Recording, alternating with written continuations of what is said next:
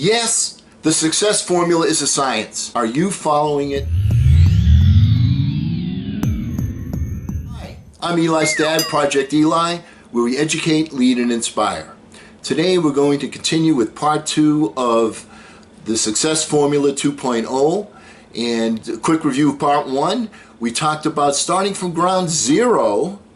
And in ground zero, I answered a blind ad in the newspaper, followed a formula, had the vision implanted in my mind, not only by the company that I was working with, a company called Copa, and followed the step-by-step process of getting a license that was needed to sell an insurance product, of learning the presentation, of learning how to close, of learning how to knock on a door, of getting the mindset correct to knock on a door, to learning how to make commitments, and becoming the #1 salesperson in my particular office in San Jose, and one of the top salespeople in the entire company. So we're going to pick it up from there, because remember, my goal in answering the ad, it was a management trainee ad. So I didn't come in to be a sales rep. I came in to be the manager of my own office. That was the promise. That was the goal. That was the dream. We're going to get your own office in a place that you choose. We're going to provide you with everything you need, pay the rent, secretaries, administrative assistants, all the equipment that you need to become a manager so that you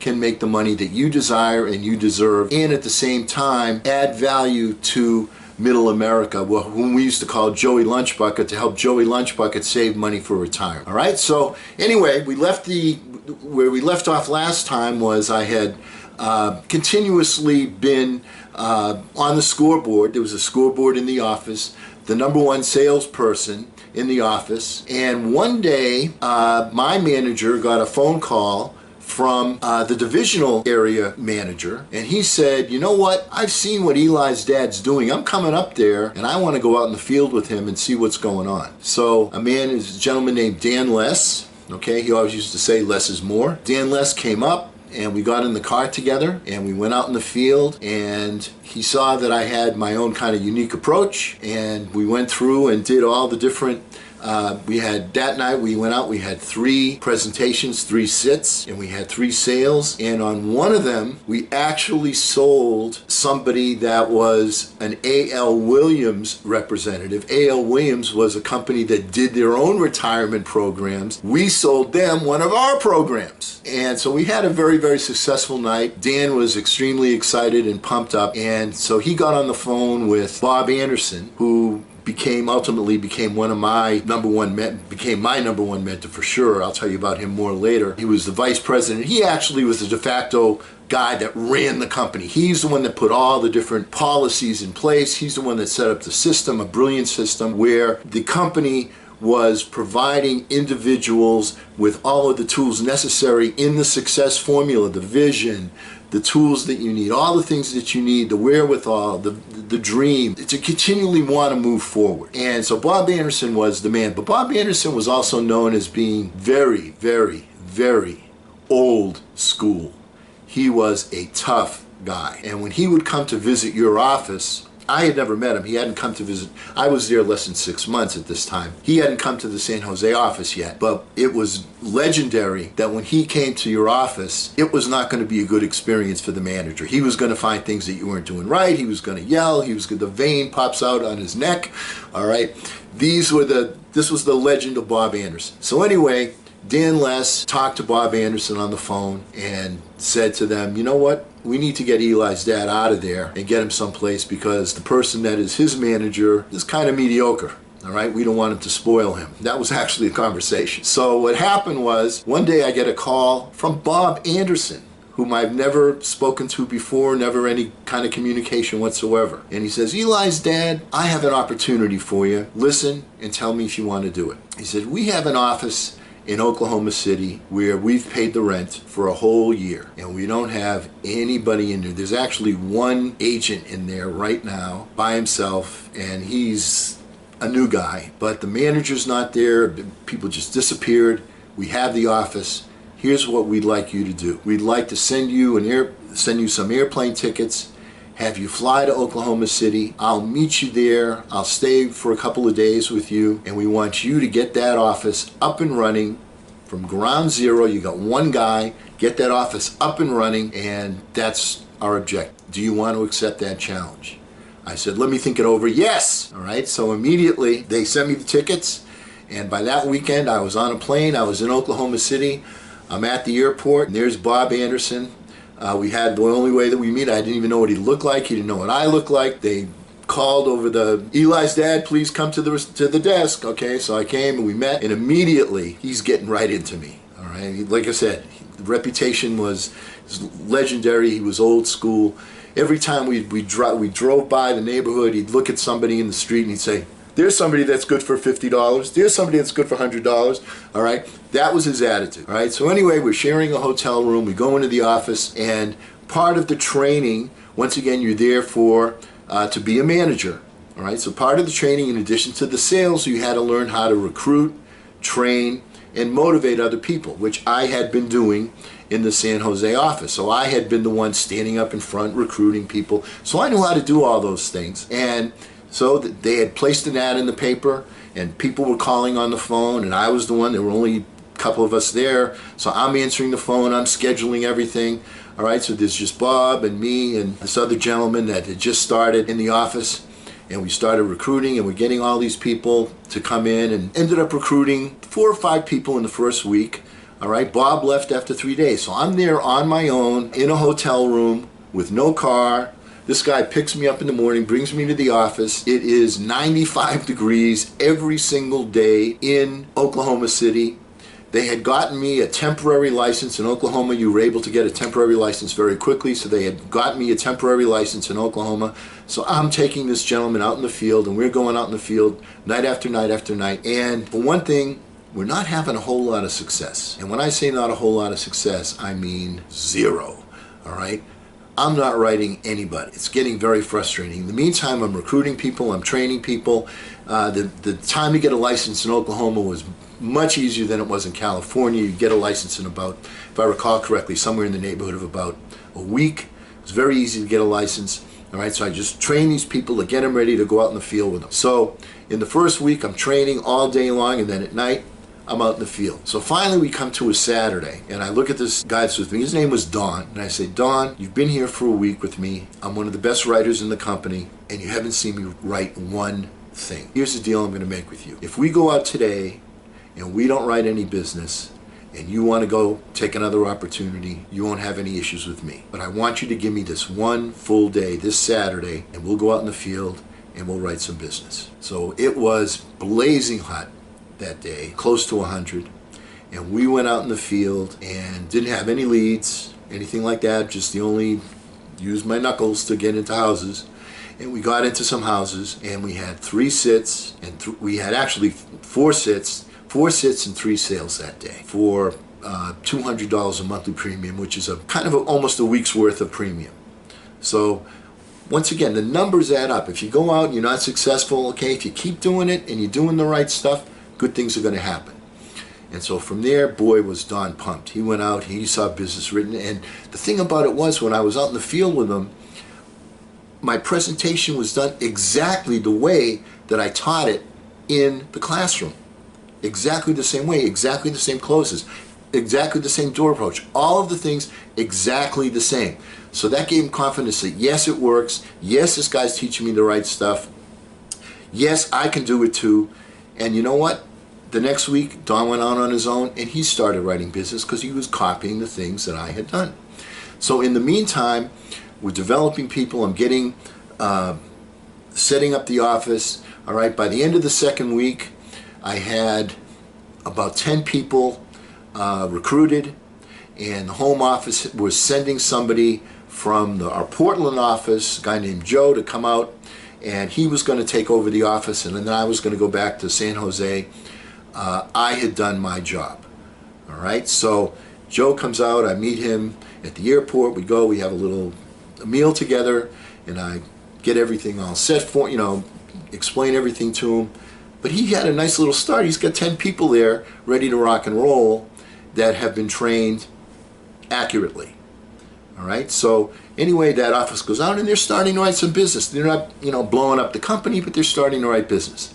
So anyway, I go back to San Jose, and I'm a rep again, and I'm writing business, and a couple of weeks go by, And they had called me, the president of the company. Bob was the vice president. The president of the company called me and said, Eli's dad, you did a nice job. We appreciate it. Thank you very much.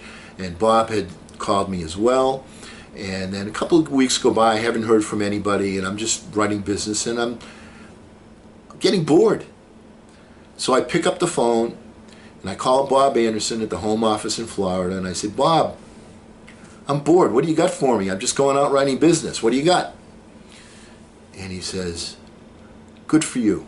I was hoping you were going to call me. We have an office in Cincinnati that's in exactly the same shape as the office in Oklahoma. Except we don't have anybody there for you in Cincinnati. So you're going to be there all by yourself. You're going to start and do everything all by yourself. So we're going to send you to Cincinnati. Now, by this time, the weather has changed. All right? I mean, it's, summer's over. It's winter. It's, getting colder. Cincinnati is, not Florida. So I'm out there in Cincinnati and start to do exactly the same thing. The things that I was doing were only the things that I had been taught to do. I was trained. All right, it wasn't any great genius on my part, at least that's the way I felt about it. I just had been doing the things I was taught to do. Once again, I followed the formula, and I went ahead and the ads were placed in the paper. I had a temporary license. Ohio was the same as Oklahoma, where you could get a license, very quickly, a temporary license very quickly. And I was out in the field with people, but I was recruiting, I was training, I was motivating, all of those things that I had done, and I started to build an office in Cincinnati. And I want to tell you one story. One night, we had people in the office, and we're getting ready to hit the field. And Bob calls me on the phone. He's calling me every day. How's it going? What's happening good? That's how he always started his phone calls. What's happening good? So we call, and I said, Bob, I have an unsolved opportunity. We never used the word problem. It was always an unsolved opportunity. He said, Eli's dad, what's your unsolved opportunity? I said, Bob, the temperature outside is 10 degrees, and the wind chill factor is below 0. How can I motivate these people to go out and knock on doors? And he says, Eli's dad, the answer is simple. He said, take away their top coats. When they get out of the car, they don't have any top coats, they're going to want to get into a house. All right? That's the way Bob thought. Now, I didn't take away their top coats. All right? But I did encourage them by saying, it's cold outside.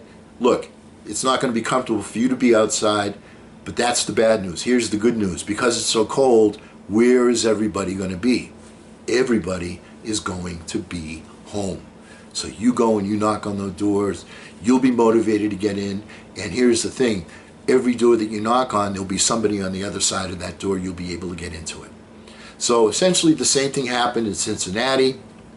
They brought somebody in because I didn't want to live in Cincinnati. Nothing against Cincinnati, great chili. All right, I didn't want to live in Cincinnati.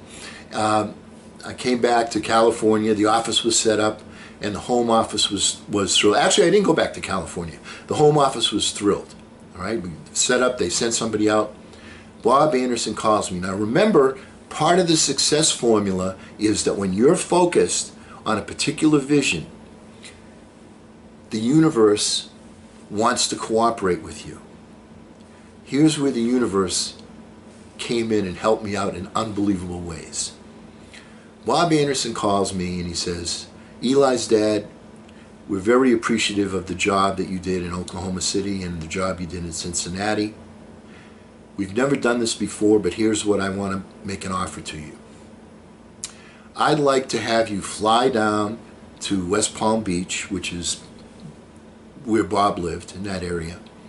Have you fly down to West Palm Beach, and I want you to stay in my house with my wife and me, and I want to train you personally, and you'll be working with the West Palm Beach office and the Miami office while you're down here.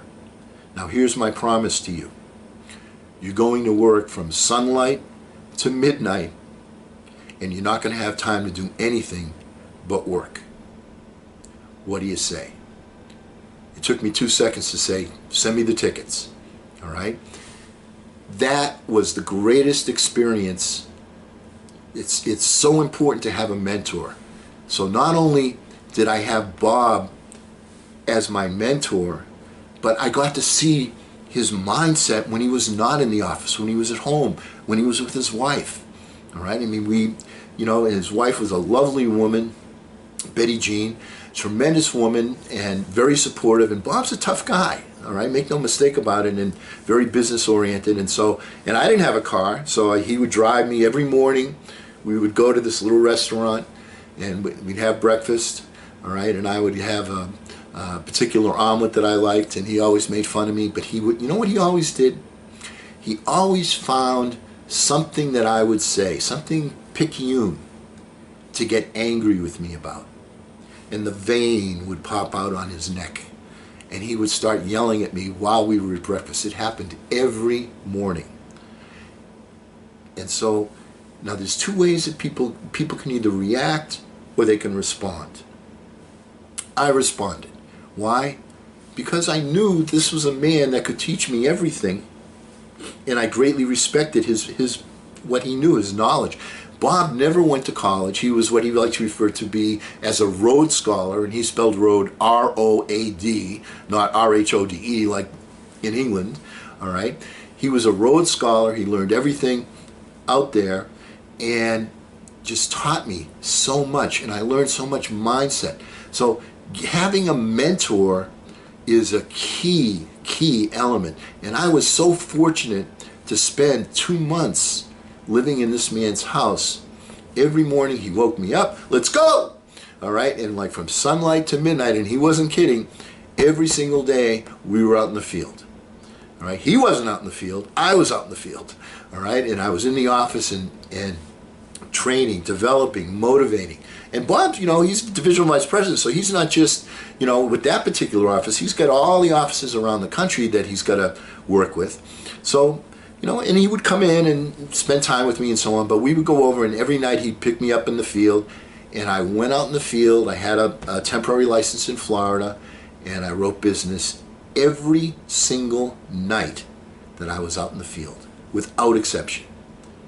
And leading by example is very, very important. I developed the future manager, the person that he wanted to take over and become the manager of the West Palm Beach office.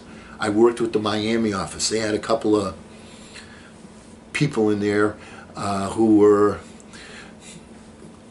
not off track, but they were not regular people. They had one lady that just wrote a lot of business, but she had no discipline. And he was kind of hard putting up with her, but she wrote so much business, all right, but he kind of stayed away from her, all right. But anyway, it takes the discipline, and we developed the people and developed the office in West Palm Beach until finally one day I said, Bob, it's time for me to have my own office. And he said, Eli's dad, you're right, you earned it. He said, if I were you, we would very much like to open up an office in Minneapolis. Minneapolis is one of my favorite cities. I said, Bob, no. I don't want to go to Minneapolis. I didn't move to California because I wanted to be in Minneapolis. I want a nice climate. I said, Bob, our San Diego office is not doing particularly well right now. I would like to be the manager of our San Diego office. And he said, Eli's dad, you got it. So I went back to San Jose, gathered my stuff, moved down to San Diego, and the manager from San Diego was still there when I got there. And they had to let him know that I was now the manager. So that was kind of a difficult situation because the people that were there were kind of loyal to him. But if things were going so well, then that scenario wouldn't have come up in the first place. The office was not doing very well. So essentially, there was a bunch of turnover in that office, as you would expect. And that was, Bob told me what to expect. He said, look, you've got to go in and you've got to do the job, and we expect you to do $10,000 in annualized premium every week when you're in there. Now, if you have to do 500 of that, 5,000 of that yourself, then you have to do 5,000 of that yourself. All right, so that's the goal. That's what you have to do, and you have to lead by example. So anyway, went down to San Diego. Having done this a couple of times already, it was a little bit easier, but there was also the added difficulty of people that were already there, that were used to, that were in their comfort zone, that were doing things the way they wanted to do, but they weren't getting results. And if they were getting the results, I wouldn't have been there in the first place. So anyway, changes had to be made. I made the changes. It wasn't a lot of fun. Some people I had to let go because you have to, think in terms of the team first. We have certain obligations. This is what we have to do. All right, so now my situation changed completely. Yeah, I'm out in the field, I'm running business, but now my job is to recruit, train, and develop managers and teach them to do what I'm already doing. Also, of course, to continue to bring in a fair amount of premium, because the next goal for me was, once you reach a certain amount of premium, then you become a divisional vice president, and not only do you have your office, but you can have multiple offices underneath you. So when I promote managers, I get a percentage of their office. I'd already promoted 1 or 2 people, so I was getting a percentage of those offices, all right, from people that I had developed. And now, once I reached that certain level, then I would have the opportunity to become a divisional vice president myself and build a region. Just the same way as Dan Less, as I told you, he was a divisional manager in San Diego. He had Los Angeles, he had Anaheim, he had San Jose, and he had San Diego. So he was now my direct supervisor. And obviously I wasn't going to get California because Dan was doing a nice job. The offices there were starting to crank it up and do a good job. And so once I reached that certain level, now my vision changed. Remember, we talked about you can only visualize as far as you can see. Okay, well, now I had reached manager. So now I could see beyond that. I could see being a divisional vice president. And after 2 years or 2.5 years, I had accumulated enough business to become a divisional vice president. So the next question was, where did I want to go? And I ended up going to the Midwest, and I'm managing the Detroit and the Indianapolis offices, which were not doing particularly well at that time. And I became the manager of Detroit. I had a manager in Indianapolis, and I worked with him. And so anyway, that's how I went in a period of 4 years from answering a blind ad in the newspaper to becoming a divisional vice president within this company. And the key thing is, you got to have your vision, you've got to take your steps, you got to go to the starting line, you've got to fight through obstacles, you got to fight through detours, you got to listen to people that are around you. You want to find yourself a mentor so that you can emulate. It's so much easier if somebody's already doing something right. You don't need to reinvent the wheel. Find out what they're doing and copy what they do. But the success formula is the same. You have the vision. You take steps. You set goals for yourself. You take action. You make adjustments in your action. You continually change your vision as you're moving forward, as you go up the ladder. When you maintain that heavy vision, you make it a singleness of purpose, you're going to get help from the universal planner. Bob had never had anybody come in and live with him in his house. I was the first one. That wasn't anything in the plans. They just decided this would be a good idea to do that. And from there, they started to have like a little team they called the National Service Team that would go out from Florida that Bob would work with. Now, they all wouldn't live in his house. All right, they had the home office had like an apartment that they owned and people worked there, but I was the beginning of that. So the universal planner will work with you and you'll get inspirations, and good things will happen to you when you have that singleness of purpose. Now, I'm going to include in the description box below a link to a playlist that we have on goal setting and the success formula. This was the success formula 2.0. All right, there were 2 parts to it. This is the second video on that. And I strongly recommend that you go back and listen to the Goal Setting and Success Formula 101, that playlist, and own it. Because if you have certainty, if you know that what you're doing is going to get you from point A to point B to point C, then you will go at it full bore. Just as if you knew that the present job that you currently have was going to be your life's work, you would be more dedicated to it than you currently are. You follow what I'm saying? So it's that singleness of purpose, that definiteness of purpose that'll get you there, and that certainty comes from the formula. And I'm not the one that invented the formula. You know, Think and Grow Rich is a great book to read. That has the formula. But a lot of the books, all the pundits, they talk about the different things to do. So anyway, go down, look at that link. If you've not yet seen those videos, or even if you have, go to that playlist and review it. Own it. When you own that material and you know what to do, that certainty will create dedicated action for you, right? So, because we never end our meeting on a philosophical note, get out there and charge! I'm Eli's dad.